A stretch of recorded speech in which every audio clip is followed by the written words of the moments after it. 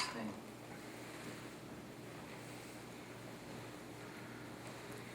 Nature is organized and run by a single activating power. Not just a circuitry of power and channels through which power conducts and transmits, but a central agency of power that is self-implicit. In other words, that energy does not come from anywhere else.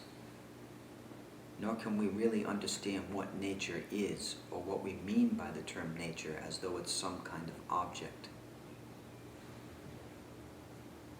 Nature defies comprehension, and so does the energy in which all of this is occurring.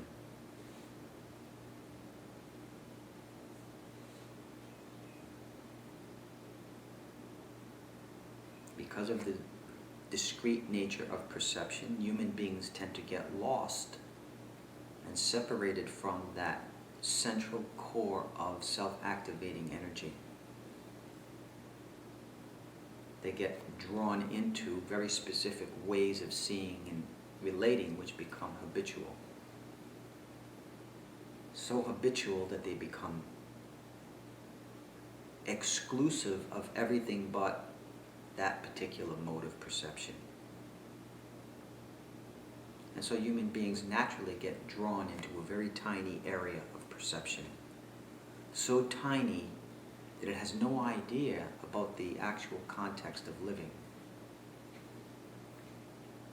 Completely alienated from that central matrix of power, self-activating power that is this whole electrical phenomenon of perception and self-arising energy.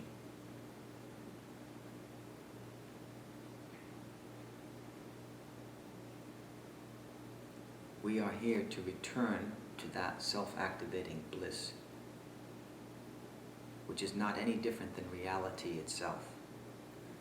When we talk of energy, and I want to repeat this because it's very important to understand, we're not talking about energy that fits into a box that's bigger than itself. We're not talking about an energy that is segmented away from actual life, nor a reality that is separate from life or energy. We're talking about some kind of holistic display of fierce consciousness, energy, silence, that all come together into this phenomenon we call life.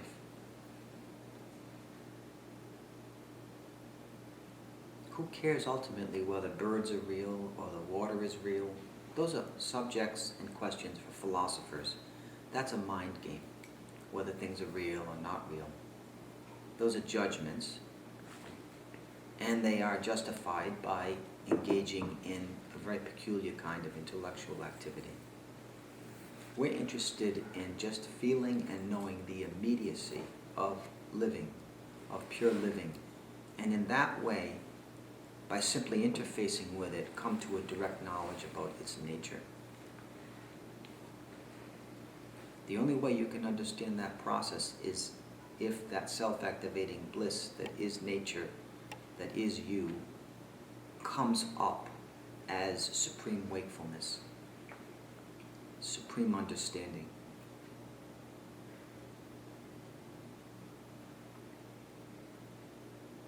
In other words, you need to be reconnected back to that.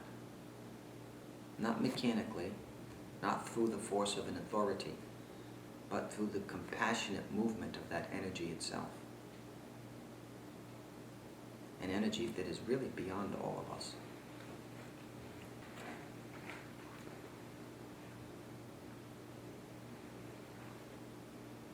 This is where the initiation into the Kundalini Shakti, or the Prana Shakti, as I sometimes like to call it, comes into play. What I share with you is the current of nectar and bliss that is in that nexus of energy that is running and displaying everything, that is doing your nervous system, doing the ocean, doing the animal world, insect world, planetary, astronomical worlds, galaxies, and further out, if you can imagine anything beyond all of it. You are sitting right in that tidal wave. You are not separate from it. We don't talk about energy in this teaching as though it's any different than non-duality. Energy is just another idea, a representation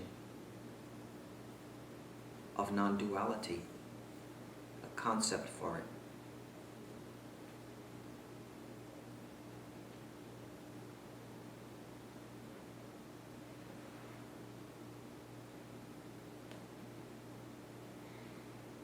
Life is more than energy. It's not summed up by the word or concept energy, but you require great energy to see all of this. There's no other word that fits better than energy in that context. If you're tired and your mind is lazy and your body is exhausted and your mind is dull, there's no way you're going to see the ultimate energy of the universe. You're not going to be able to recognize what that term means. So there must be a profound shift in the whole core of being so that you begin to reevaluate who you are. You begin to re-feel that, re-understand it in terms of this heightened awareness. So this whole idea of teaching through a teaching is just not adequate, because a teaching always distinguishes between the enlightened and the ignorant and tries to get the enlightened to give something to the ignorant. I don't buy into that. I believe it's simply a process of mutuality in which we all begin to taste and release ourselves into the primal universal consciousness. We just do it together. There's no teaching to do that. It's just a happening. It's a beautiful happening that is unprovoked by any superficial aspect of the human will, unprovoked by any kind of deliberate action on one's part. It has to do with a fusion of understanding, depth perception, and cosmic radiation, receiving and being the cosmic radiation.